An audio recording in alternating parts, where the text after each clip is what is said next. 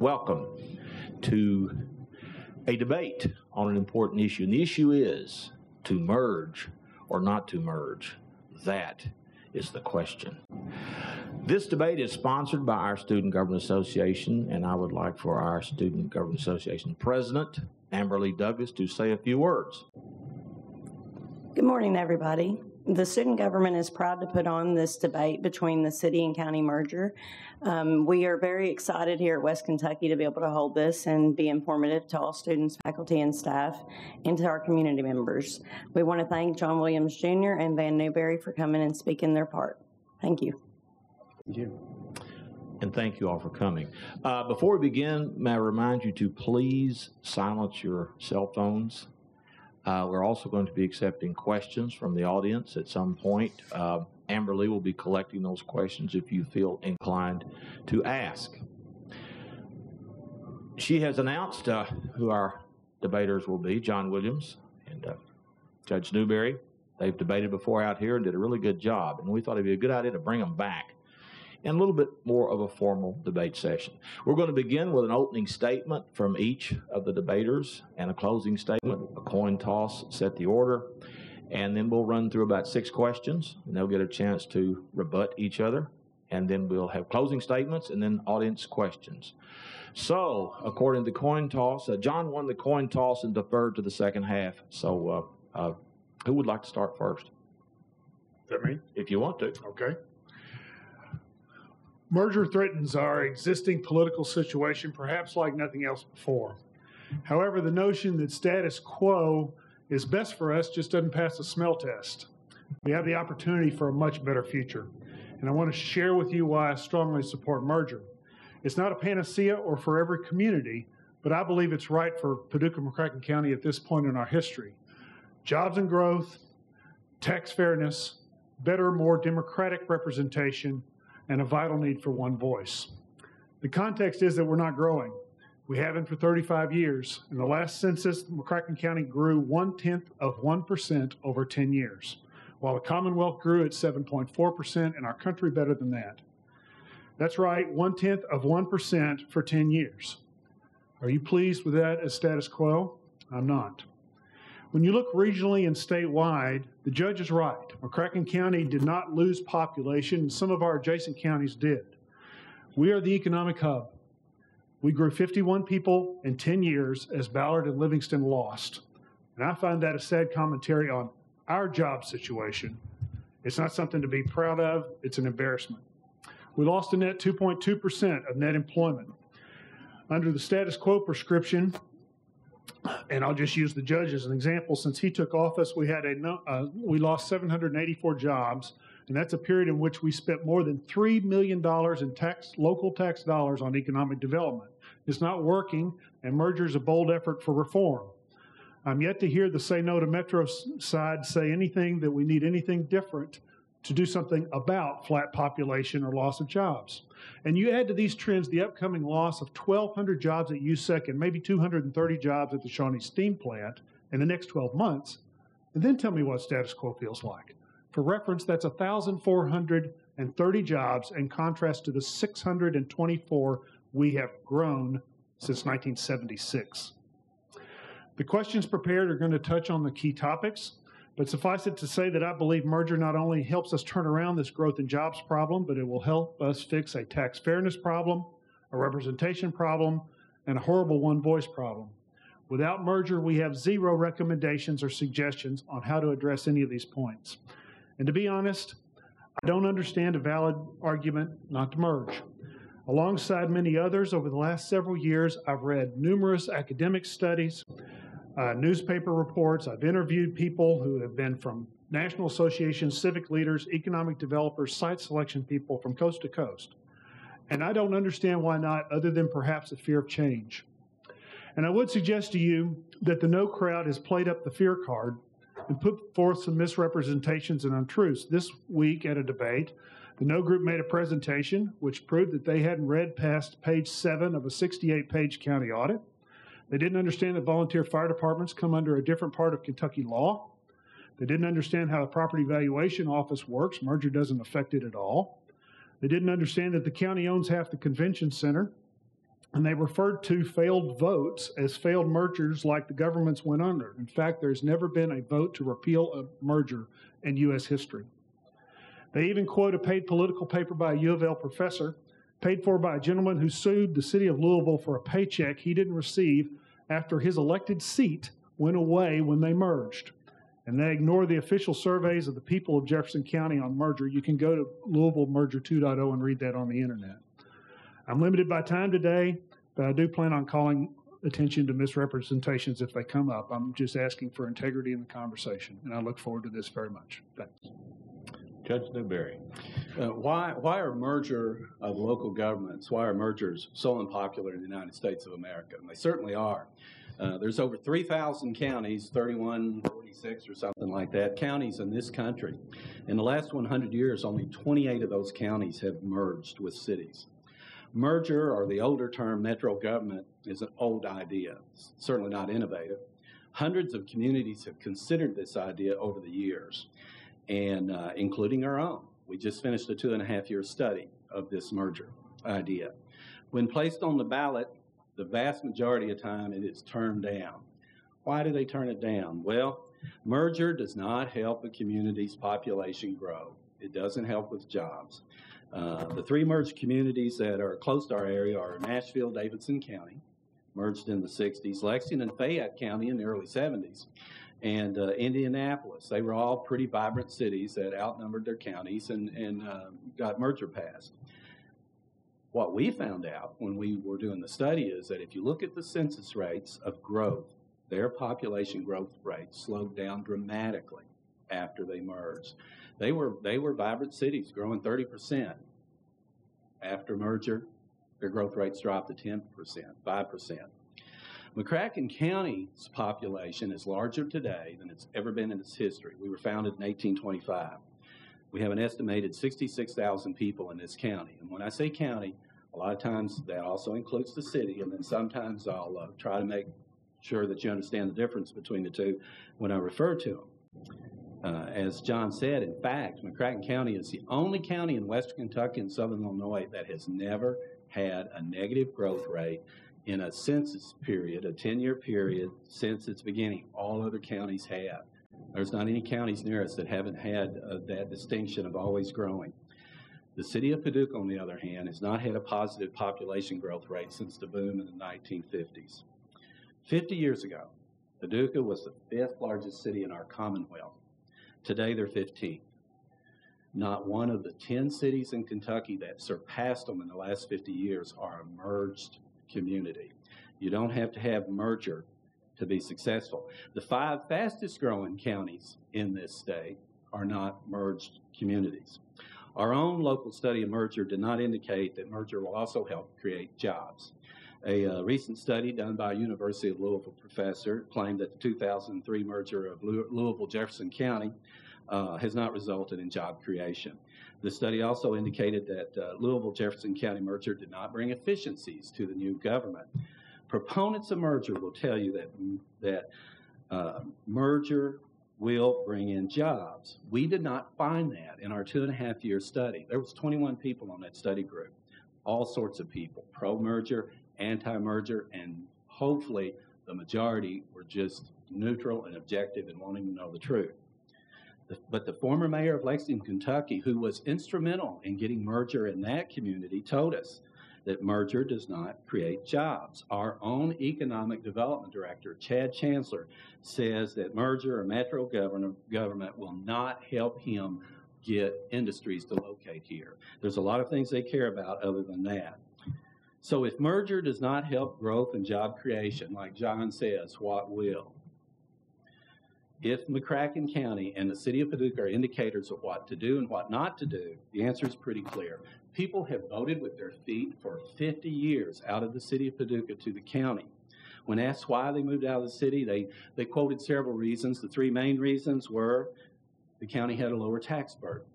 The next reason was the city's regulatory atmosphere. I mean, you can't pay your porch in the city basically without a permit. You certainly can out in the county. The other factor that influenced them was the perceived lower crime rate out in the county. So, if we use these as a guide, We need to keep our taxes competitive with other communities, certainly. We need to balance regulation with common sense, and we need to keep our crime rates low. Do those things and people want to live here, and our population will grow. And that growing population will need jobs. So how do you get jobs?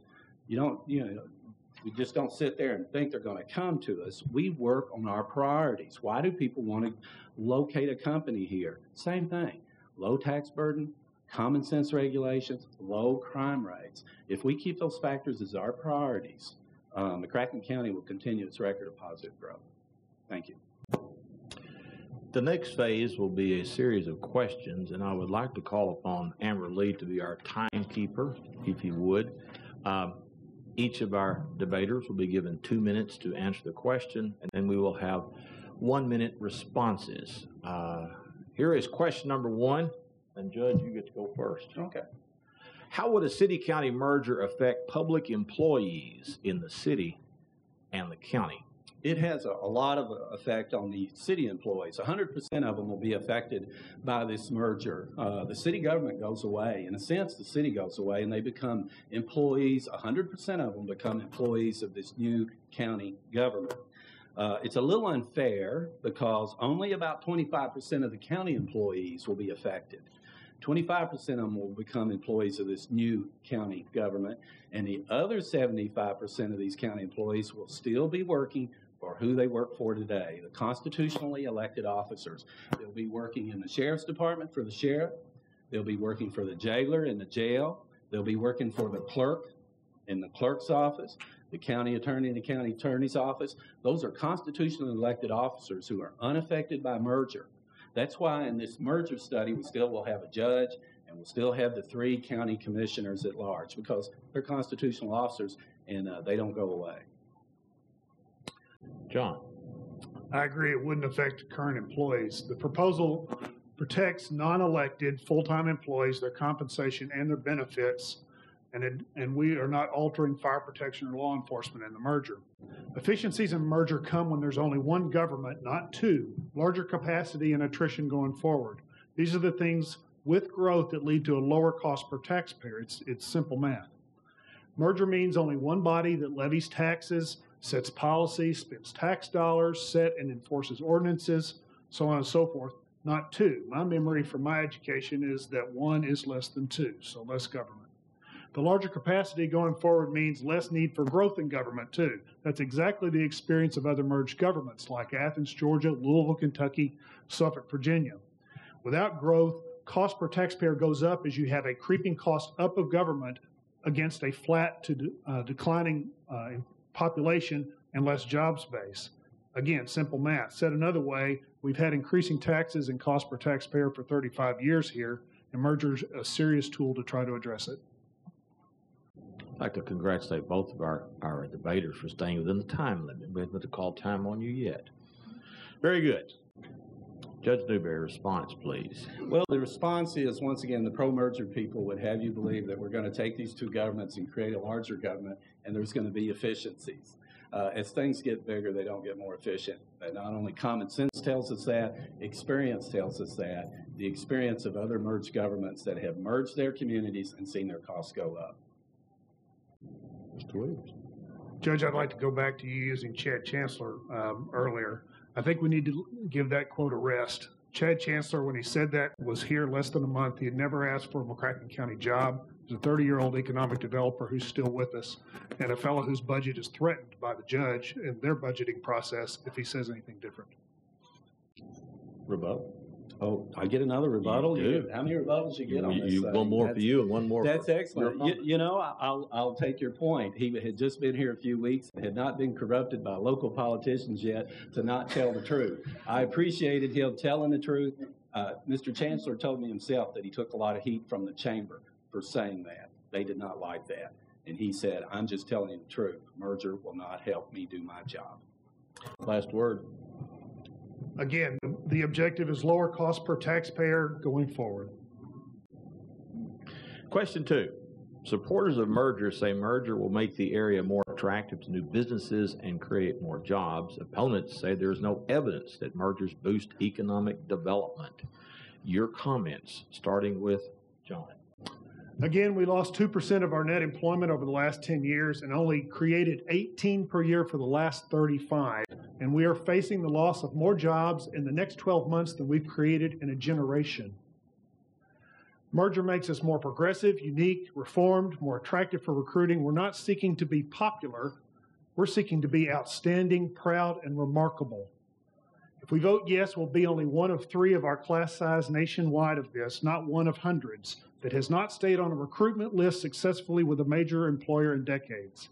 Yes, labor shed, infrastructure, incentives, easy to do business, these are all important. They're the givens. But we have been left at the altar with those stats. We haven't brought in the jobs. We'll have an incredible pro-business story to tell when they ask what changed.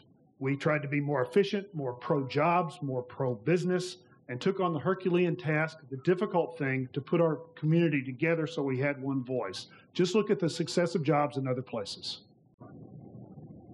Van. You know, our study, other studies, other communities' experience show that it does not boost economic development. I wished it did. It'd be such an easy thing to do to go vote yes and everything's fine. It's just not true. And John is talking about a job loss, which is basically the Great Recession that we've all gone through. You know, the county's unemployment rate is about 2% higher than it was in 2007 or 2006 when I took office. We have about 35,000 jobs in this county, and 2% of that's about 750. So if what we're doing here in McCracken County caused the recession nationwide, I think we'd be in a little bit of trouble. USEC and TVA, I am very worried about USEC, but we have received good news from TVA. So that's a company that has told us they're going to be here for a few more years. Outstanding and remarkable, merger will make us outstanding and remarkable.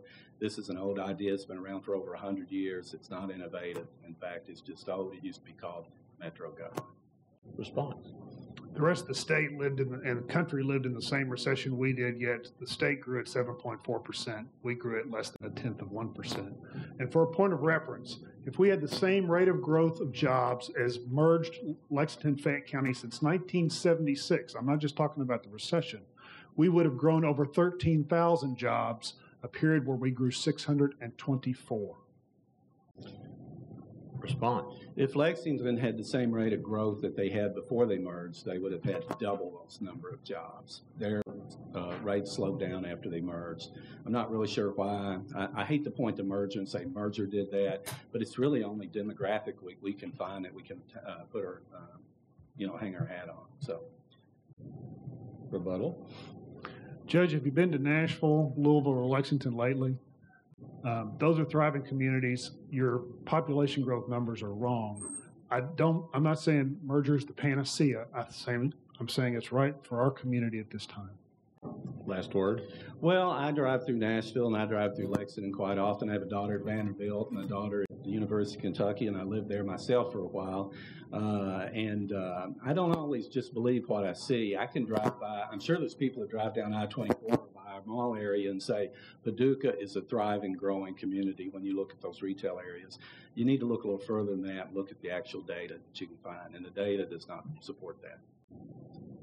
Question 3. For more than 180 years, Paducah and McCracken County have had separate governments, each with its own set of elected officials. Why would a merged government be more responsive to the voters than the separate governments are now? And John, you go first. This is the point which the judge was for before he was against it, and in fact, he even drew the district lines that are on your proposal. The proposal changes us from a system where all 9 elected officials who tax and spend here are at large to one where you only have 3 at large and 9 who are district or neighborhood representatives. Voters in each district get to elect someone from their area to represent them. 3 rural districts, today it's only 1 of 9. 3 suburban districts, today it's only 2 of 9, places like Reedland and Lone Oak, and 3 core city. You'll run into that commissioner at the grocery store, church, and the soccer fields a lot more likely. Another benefit is that we wouldn't be in a position where only 2 votes on the fiscal court could hold up or abort progress, as Commissioner Byers said, be disagreeable in a county of 65,000 people. Today, 2 can hold that up. After merger, not so. And today, only 2 of our elected representatives live outside I-24, although a lot of McCracken County does, and there's not an elected representative that lives south or east of Burger Road. More Democratic. Well, John, you say that I approved it. No, as chairman of the study group, chairman by statute, I guess I either had the ability or was suckered into actually drawing up that map. And I did have some interest in that. I have seen people draw up our precincts and things like that and do a little gerrymandering, and I wanted to make sure that that didn't happen. But, John, don't confuse when you hire a painter to paint your house that he approves of the colors you pick. And that's all that was. I was just glad to do that. Here's part of the problem with the government being more responsive. Right now, if you live in the city or if you live in the county and you go to your government, when they look at you, if you're one of the constituents that's talking to them, 100% of those people know that you either voted for them or you can vote against them. They know that. They're going to really treat you strongly as constituent, whether you live in the city or live in the county, 100% of them. Under this new merged government plan, only 5 of the 13 will you vote for. 8 of them right off the bat know you are not their constituent in that sense. You do not get to vote for them. So a majority of the new government's going to look at you and say, you don't vote for me, you're not my constituent. I'm not so sure if that's more responsive than what we have now, where 100% of them will treat you with respect because you are their voter. You're up to bat.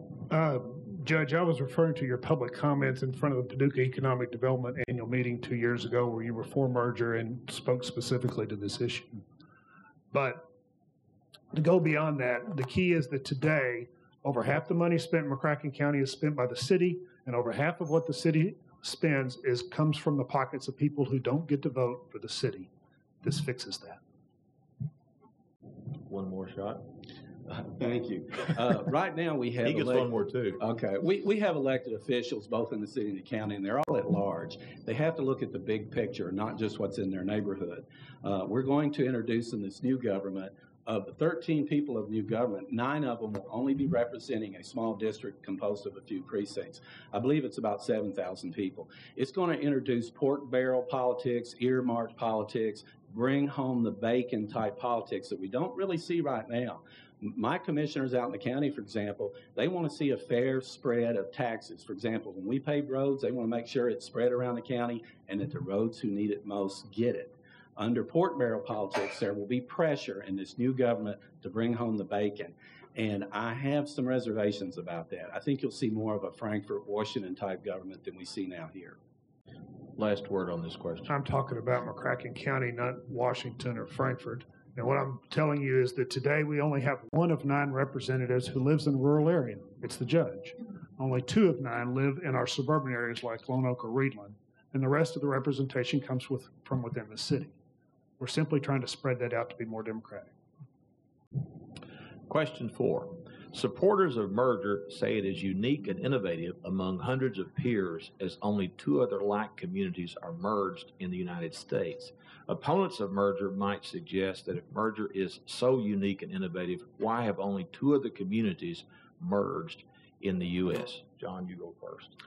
Economic development is what I've been told a brutal game of elimination. Again, if we vote yes, we'll not be one of hundreds that has not stayed on a major recruitment list for an employer in years. The data and stats count, but you can't rely upon them alone to stay on the list, can you? Again, we want to do better and be more efficient and be more pro-jobs. In Kentucky, through whose economic development cabinet large employers come for incentives, we're number 15 and falling. When I was at Clark School, we were 5. Look, we're remote in our region, and we're remote from the state capital. We don't have an urban area or a golden triangle to partner with. We don't have a federal installation like Fort Campbell or a state institution like Murray State to keep an inflow of dollars. No, we're more like Cairo. And we've got to do something very different to succeed in that environment. Judge. I wish it were unique and different. It's not. It's an old idea. It's been around for years. And there's a reason why not many of them have done it. They look at it just like we did, and it's certainly not the magic wand that does a whole lot for us. I mean, we've had a lot of companies in the last few months that have come in and looked at us, and as judge, I get to go talk to these people and try to talk these people into coming here. And I've asked several of them.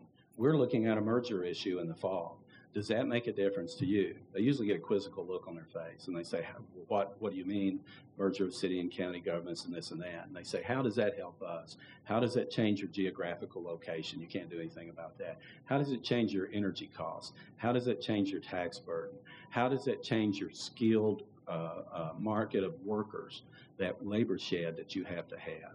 How does it change those things? And most of them told me, if not all of them, I don't really understand how this would make a change in my decision to locate here. And these are companies that are actually looking at us already. Mr. Williams. Judge, I happen to be married to an economic developer. The last major employer we brought in was in the late 90s, and we lost 2.2% of our net employment when we followed that prescription in from 2000 to 2009. We have to do something very different. We've only created 18 jobs a year for 35 years. This prescription's getting us nowhere. We've got to do something where we stand out and stay on the list with the major employers. I'm not talking about adding just fast food jobs. I'm talking about good quality jobs that people can build a family with. Oh, I agree. I remember when your wife was the, Paducah, McCracken County Economic Development Director or President. And it's a tough battle. I mean, she was there for several years, and we didn't get too many jobs in. We haven't. It's not easy. There's over 3,000 economic development offices in this country, and that pie is getting smaller as far as these companies.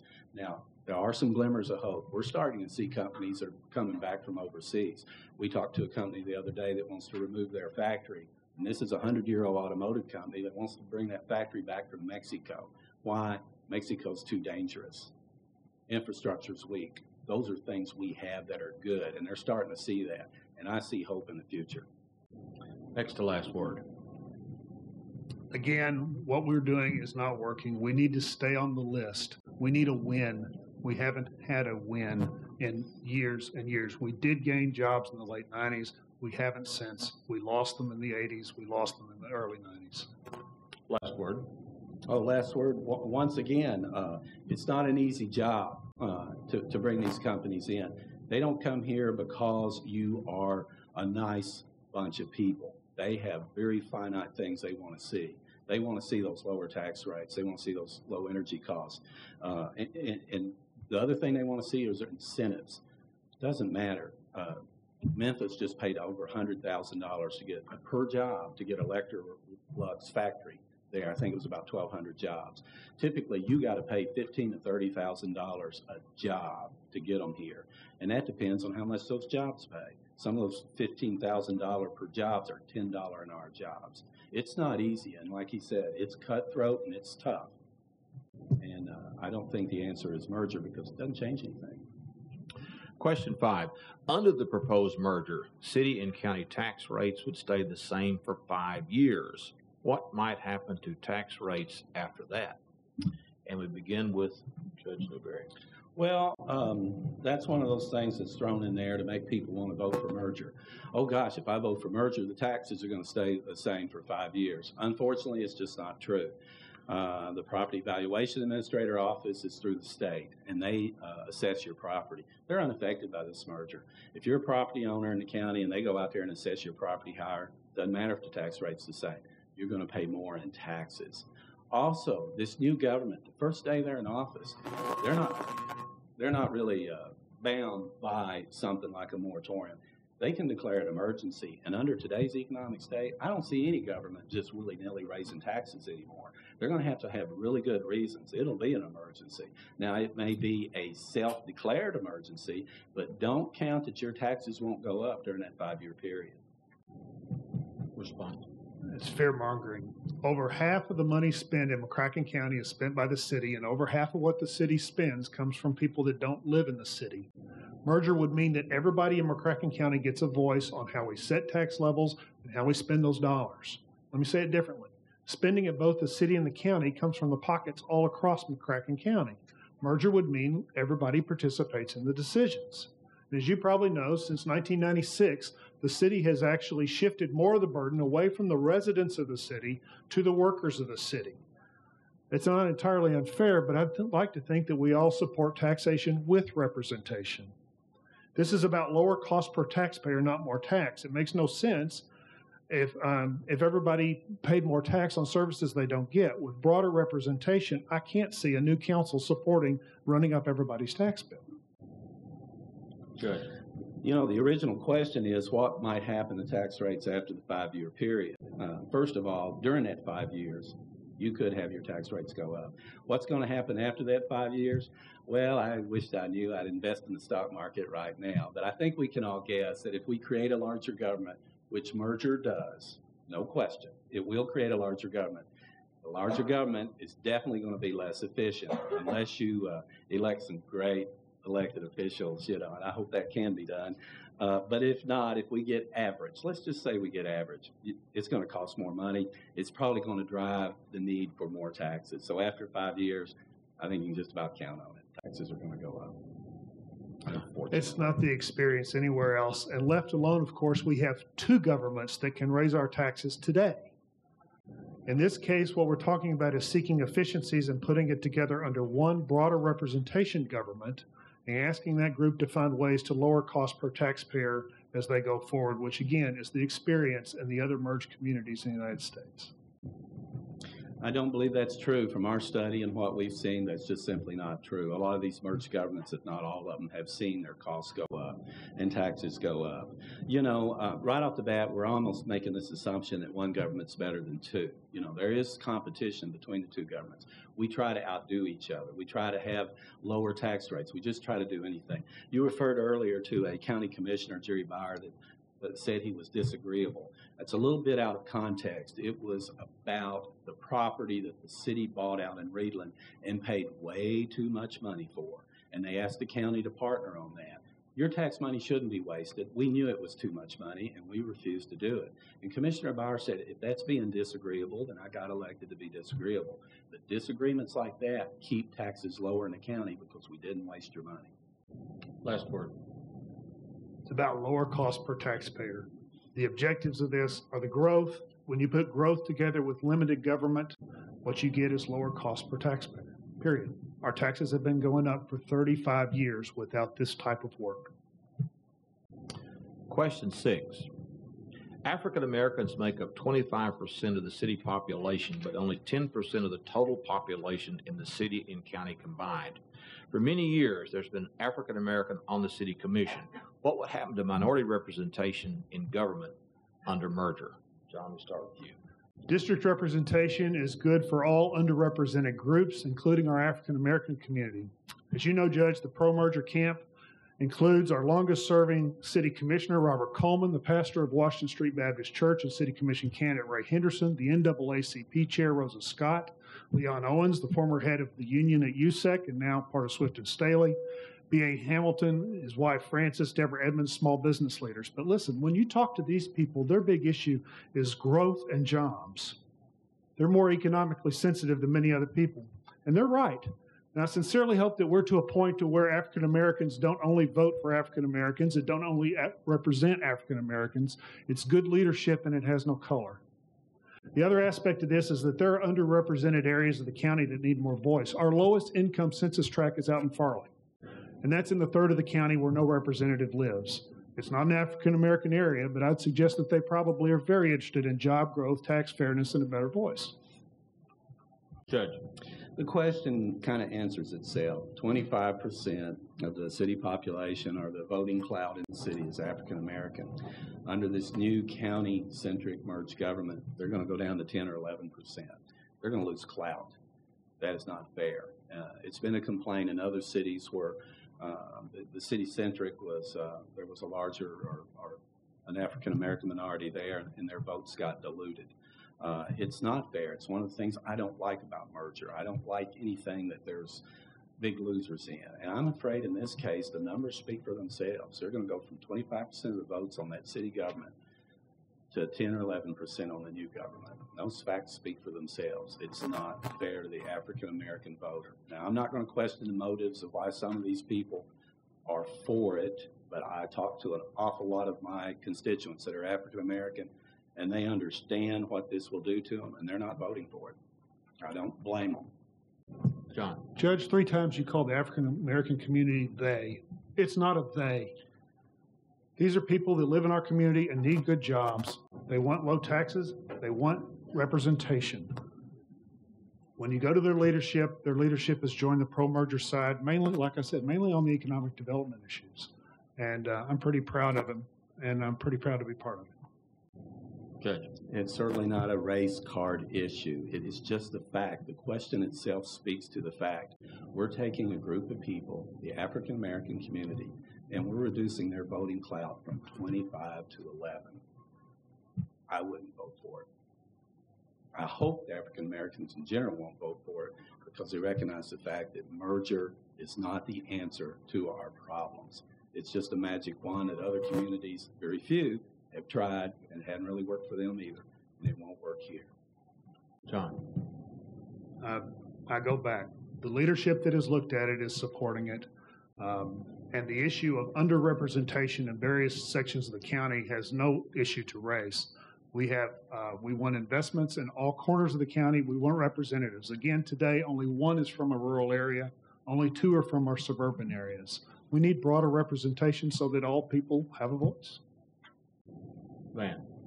Well, I don't disagree with that, and I'm glad you agree it's not race. It's just unfairness to one group. Wouldn't matter who they were. Merger should be a win-win if you're going to do it. In this case, it's definitely not. I just wish merger would work. I truly do. What an easy thing to do. But it's not going to. That concludes our prepared questions. Each debater now will get 3 minutes for a closing statement, and we will begin with Judge Newberry. Thank you, Barry. Once again, why is the merger of these local governments so unpopular in this country? One reason is after communities merge, they usually see their government cost increase because they're just bigger governments.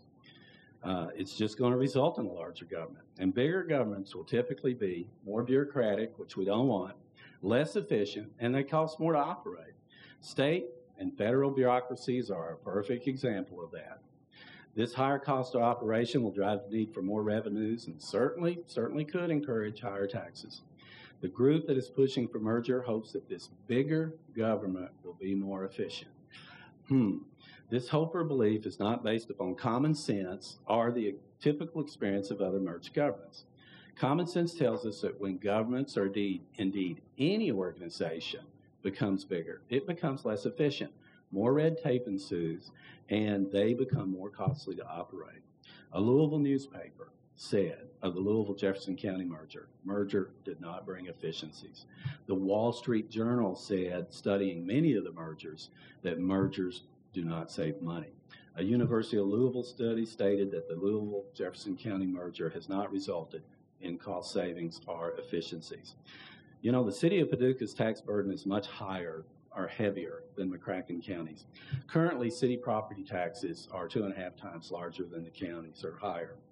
The city of Paducah also raises revenue by requiring the city residents to pay an insurance premium tax. McCracken County does not impose this tax on its citizens. There's also a big difference in the way McCracken County and the city of Paducah apply business tax. McCracken County has a business-friendly approach. We only tax your net profits. If you don't make money, you don't pay taxes. That's business-friendly. Unfortunately, in the city, they're a little less business-friendly on that, and they impose on your gross receipts. You can lose money, and you're still going to owe the city tax money. The county payroll tax is lower than the city payroll tax. Bottom line is, the city and the county have almost 2 different missions there. You know, after merger, there will be pressure on this new government to equalize those unequal tax burdens between the two. People will be putting a lot of pressure on this new government to do that. The argument for tax equalization will not be about the fact that you've got street lights or I've got sidewalks or anything like that.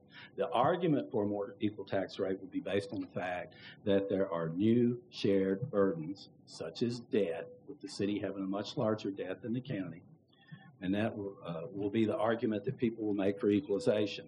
It is fairly obvious to me and many others that if merger passes, many of our citizens will see bigger government, more regulation, and higher taxes. Once again, why is merger so unpopular in this country? because communities have looked at merger and concluded that merger is not the answer. Thank you. Mr. Williams. I agree it's hard to do, but let me tell you, I've heard so many things since this campaign started this summer. I've reread the dysfunctional, embarrassing, and yes, expensive chapters of our city versus county government on the front pages of the Paducah Sun, and the judge thinks that employers don't read that, or those things don't cost us money, and they do. But this goes way beyond this. I've heard repeatedly that the county is outside the city limit lines, and yet I pay county taxes. I live on Jefferson Street. The judge is even telling the story he did earlier in his comments about the city losing population to a thriving county when the county only grew 51 people in the U.S. Census over 10 years. How ridiculous to celebrate somebody moving from one part of the county to the other. It's not growth, it's a shell game. I've heard city voices concerned about expanding representation to the county folks that probably won't care about city priorities, and I've heard county voices ridiculing various spending in the city as if the city was on the edge of too much debt and financial ruin. Come on. In the extreme, if the city of Paducah went bankrupt, do you think anybody would locate jobs here? Anywhere in the county? And of course, they're both spending all of our money. Do you think only city people go to barbecue on the river or a show at the Carson Center? We span from Raglan to Reedland, from Fremont to Lower Town, from the parks in Lone Oak to the Oscar Cross Boys and Girls Club. We're one inseparable, intertwined community, and we have the leadership position of our region, and we need to speak with one voice, and we're not. This is working on it versus playing the fear of change. This is not, they're not questioning the facts, they're just questioning the analysis. The say no recommendation is that we status quo is fine. And what we're suggesting is actions after decades without a success. You don't hear that the present system is more democratic because it's not. You don't hear that it is fair tax-wise. It's not. You don't hear that the present system is more effective, more efficient, or doesn't have pressures of increasing cost. It does. You don't hear that the present system is succeeding in economic development. No, it's failing and it's expensive. Merger is a bold move like when Vice President Barkley and Union Carbide built that plant and brought those jobs that we're about to lose. This is not a panacea. It is difficult to pass. But it's a proposal of over 8 years of civic research and study, and that's our best effort at just doing what's right. When there's no jobs here or not a vibrant community, our kids move away and don't come back. When our kids don't come back, our people die somewhere else, wherever their kids take them to take care of them when they're old. I don't fear change. What I fear is what happens if we don't merge and take responsibility for all this. We're totally unprepared for the loss of jobs on our immediate horizon, and we've not moved forward on many important things in a generation. I say let's start now. This is not about leadership of saying no or status quo or being reactive or us versus them. Those things are obscene to me. It's basically gotten us no new jobs and has paralyzed the United States Congress. We can do so much better. I love this place. And I think we need to vote for merger on November 6th. And I thank you very much for being here and listening to it. Thank you all, both of you. We're now going to have our questions from the audience. I see that the questions have been written, being circulated. They're going to be brought forward. And we will go through as many of these as time will permit. This is an hour program. How much time do we have left, gentlemen? About 20 minutes? Very good. Why don't we agree to each of you 2 minutes each on your answers? Would that be okay? That's good with me. And who wants to go first? We just took a coin for this. Judge can go first. Okay. We're going to defer to the judge here. Right. All right. Here is the first question. I'm going to read it as written. How is the merger going to affect WKCTC? Good question. How will the merger affect WKCTC? Well, the merger will not cause us to have any more growth in population. Hadn't worked other places. Probably won't help create jobs, so that I don't see the effect there. One of the things that the county and the city and the community has done recently that will affect WKCT is the innovative economic development idea of making sure that every 8th grader in McCracken County, which includes, of course, the city of Paducah, if they keep a C average and keep their disciplinary record fairly clean, we're guaranteeing them that they can go to this community college. They can go here for a couple of years, and we're going to pay whatever needs to be paid, whether that's their tuition and books and things like that. It's sort of a mini GI Bill. You know, John's saying status quo and all that. No one's done the status quo. We've been moving forward, not only with this community college, and I think Dr. Beasley will agree with that, but also the Murray State University project. Long-term investment in our education and having that there, that will help us with economic development, not only in the next 10 or 20 years, but for generations to come. Thank you. Judge, I'm glad you brought up the Community Scholarship Program. I was the first chair of that program, and I'm pretty proud that we were doing so, and I sincerely appreciate the support of both the city and county governments on it, and I'm sure the community college does also. But ultimately, the effect on the community college is the effect on the community, because I believe that this campus represents not only what sits inside McCracken County, but our region. Our region, as we talked about earlier, has flat to declining population growth. The judge is right. If you look at our adjacent counties that rely upon us to be the economic engine, many of them are losing. The only county in West Kentucky that has grown at the state average is Callaway. And they have a recession-proof cash inflow from the state at Murray State University. For this institution to thrive and for all of us to thrive, we have to find a way to bring quality jobs for our families and to bring our kids back home. A follow-up question, and related to that one, and that is, how would the merger affect city and county schools? It does not. The schools are actually under a different part of the Kentucky Revised Statutes, the law, as are the volunteer fire departments and utilities. So it would not affect the schools at all. Well, it certainly doesn't affect the schools at all, merger. It doesn't address that at all. But merger is not going to prevent the city from having further losses of population like they have for years. You know, in the last 10 years, outside the city of Paducah, we grew by 1,300 people, and the city lost 1,249. That's where that 51 comes from. The county's growing outside the city's not. And if the city keeps shrinking, eventually they may be forced to give up their school system. But if they do give up their school system, McCracken County School Board, our taxing district, takes it over. This question is addressed to Judge Newberry, and I suppose if you want to comment, you can, but let me do see how the judge does. And I read this exactly. To the judge, why are you, as county judge, taking such an active stance against this? As county judge, wouldn't you better serve your constituents by remaining more neutral and not attempting to bias your base? What do you stand to lose if merger happens?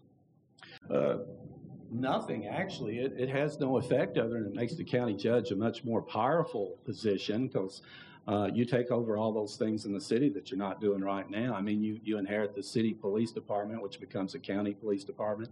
So I think a judge or elected official that was on a power trip might be, of course, support merger. I also think any politician that had any sense wouldn't be doing what I'm doing. They'd be doing what some of the politicians are doing and straddling the fence and keeping their head down and hoping that they don't get hit with anything. The county judge is the judge of everybody in McCracken County, whether they're in the city or the county. I looked at this for 2.5 years. I invested many hours in this thing.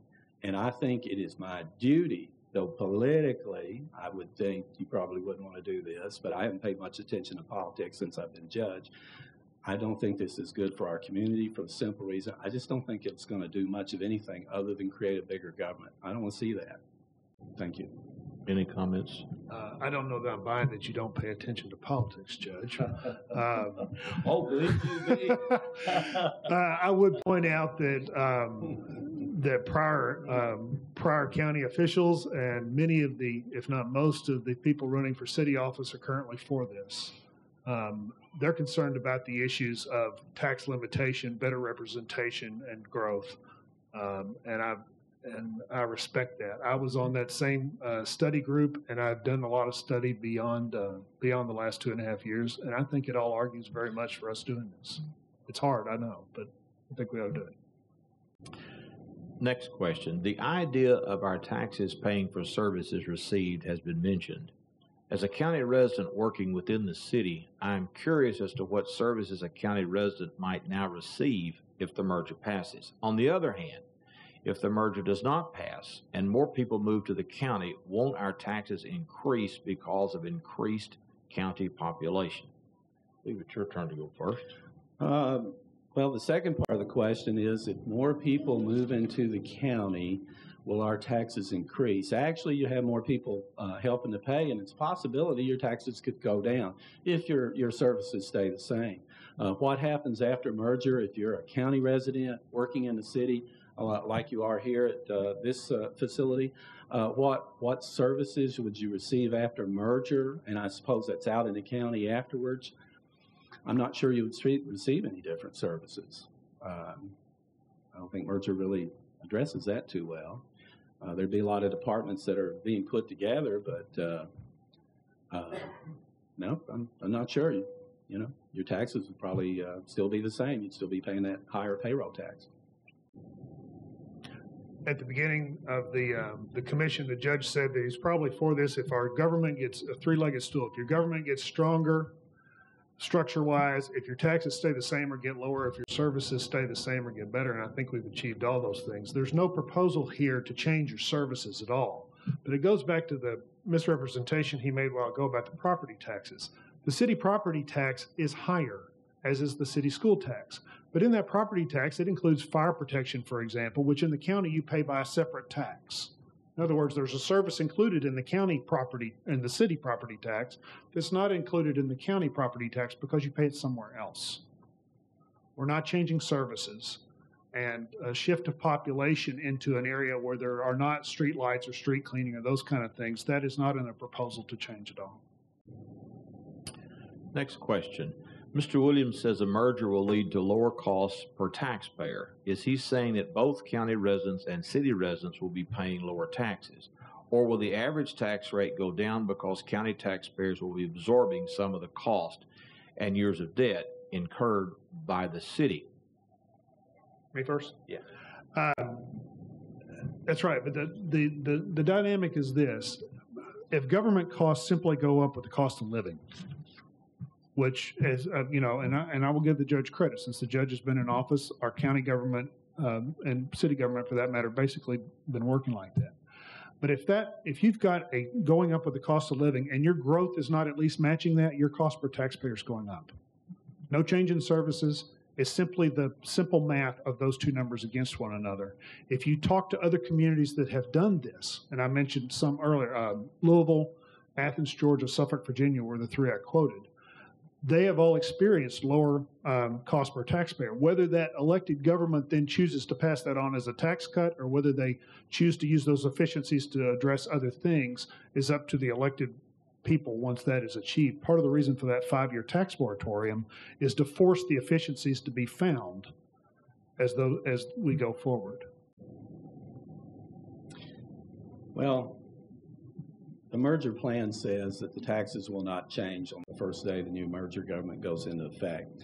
You have city taxes up here, you have county taxes down here. There's going to be a lot of pressure to equalize those taxes because they are going to be sharing some new services. The service of servicing the debt, the larger debt that the city has. There's going to be pressure for something to happen. I hope the city does see maybe lower taxes if this merger does pass. I certainly think the county will see higher taxes.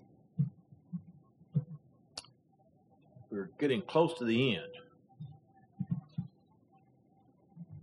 Another question. It would be clearly less burdensome for the smaller urban population to live under the less restrictive regulatory and tax structure of the county than for the larger rural population to have the city structure imposed on them. So why would it not make more sense for the fiscal court to annex the city and dissolve the city council? Is that you first? That's a good I believe question. so. I'm sure you'll enjoy that. Whoever asked that question really needs to raise their hand. That's an interesting question. First of all, cities and counties are different kind of creatures, or different kind of critters, really. Counties are constitutional creations of the state constitution. They can't go away. It'd be very hard to make them go away, let's put it that way. Cities are created by themselves, basically. They incorporate, they vote themselves into existence. So we had a city out here in Lone Oak. It wasn't very big, but it was called the City of Lone Oak. And they saw that they had higher taxes than even in the county or the city, for that matter, the city of Paducah. And they had a referendum vote, and they voted themselves out of existence. And they became part of the county government. We didn't mind it too much because we were probably doing a few of their services anyway, since they're in the county, even though they were an incorporated city. They actually had a little cash in the bank that we took and we spent on improving things in that little area. So that was a good thing. Can the city of Paducah do the same thing? Yes, they could. They could put a referendum vote up, which referendum votes are just like this merger vote. I think they're great things on these big issues. And the city could vote themselves out of existence, and they would become part of the county government. Now, what would happen after that? Be interesting. That's a really interesting question. I'm going to give that some thought as judge over the next little while. Yeah, this is more or less what we're talking about. A more robust. This is not the city taking over the county. The merger is actually a much more robust, structured county taking over the city. This does not impose any ordinances currently in the city on anybody who does not live in the city today. So I agree. It's not that philosophically is exactly what we're proposing, except that we've got the more robust representation scheme to go with it. We have less than 3 minutes left. I'm going to read this question very quickly, and I would like to ask our debaters to maybe spend 30 seconds on an answer.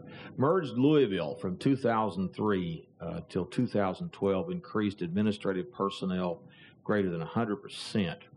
Budget increased by $204 billion, 37%. How does this support more efficient government? 30 seconds. Who wants to go first? I will. Mayor Abramson was here. Now Lieutenant Governor Abramson was here last year. The experience is that Louisville public employment across the spectrum is now 20% less than what it was. They had the same protection for public employees. They've achieved that through attrition over the first 8 years. So the numbers that you're seeing here are simply the combination numbers. It's not the growth of the parts. They have 20% fewer employees today than they did when they merged, and they let no one who was working for them go. You know, interestingly enough, I was at a reception last night for a woman who won the Business Professional Women's Woman of the Year Award. And one of the speakers there was a person who lives in Louisville and has lived in Louisville for 25 or 30 years. She was the main speaker. And after she spoke, I just briefly talked to her about the merger. We talked about the merger here and the merger in Louisville. And she said, unfortunately, I voted for the merger in Louisville, and they didn't tell us everything we needed to know, and I would not vote for it again. And I think that's boots on the ground attitude. Those are really important. So that's what I've heard. We're out of time. Thank you all for joining us. And I would think it'd be a good idea to give our debaters a round of applause. Thank you.